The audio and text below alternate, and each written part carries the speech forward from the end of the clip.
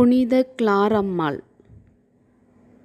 செல்வ செழிப்பான குடும்பத்தில் பிறந்தாலும் உலக செல்வத்தை விட இயேசுவையே தன் ஒரே செல்வமாக தேர்ந்தெடுத்தார். நம்மிடம் எவ்வளவு செல்வம் இருக்கிறது என்பது முக்கியமில்லை, நம் இதயத்தில் இயேசு இருக்கிறாரா என்பதே முக்கியம். புனித கிளாரம்மாள் எளிமையான வாழ்க்கையை தேர்ந்தெடுத்தார். ஆடம்பரத்தை விடுத்தார். ஏழ்மையை தழுவினார். துன்பத்திலும் இறைவனை நம்பினார். குறிப்பாக நற்கருணை ஆண்டவர் மீது ஆழ்ந்த பக்தி கொண்டிருந்தார். தன் வாழ்வின் ஒவ்வொரு சூழ்நிலையிலும் இயேசுவையே பற்றி கொண்டார்.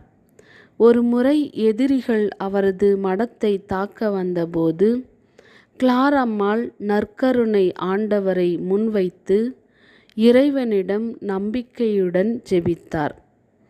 அவருடைய நம்பிக்கையும் ஜெபமும் அவருக்கும் அவருடன் வாழ்ந்த சகோதரிகளுக்கும் பாதுகாப்பாக அமைந்தது என்று மரபு கூறுகிறது. இன்று நம்முடைய வாழ்க்கையிலும் பல பயங்கள் இருக்கலாம். குடும்பத்தை பற்றிய கவலை, உடல் நலம், பொருளாதாரம், குழந்தைகளின் எதிர்காலம், தனிமை, தோல்வி என பல துன்பங்கள் இருக்கலாம். ஆனால் புனித கிளாரம்மாள் நமக்கு கூறுவது, பயப்படாதீர்கள், இறைவனை முழுமையாக நம்புங்கள், உங்கள் இதயத்தை இயேசுவிடம் ஒப்படையுங்கள் என்று கூறுகிறார். உலக பொருட்களில் அல்ல, இறைவனில் நாம் பாதுகாப்பையும் மகிழ்ச்சியும் தேடுவோம் என்று கூறுகிறார். நமது வீடுகளில் ஜெப அருள் நிறையட்டும். நமது உள்ளங்களில் அன்பு பெருகட்டும். நமது வாழ்வில் எளிமையும் தியாகமும் மலரட்டும். இறைவா, எங்கள் வாழ்வின் முதன்மையான செல்வமாக உம்மை தேர்ந்தெடுக்க வரம் தாரும்.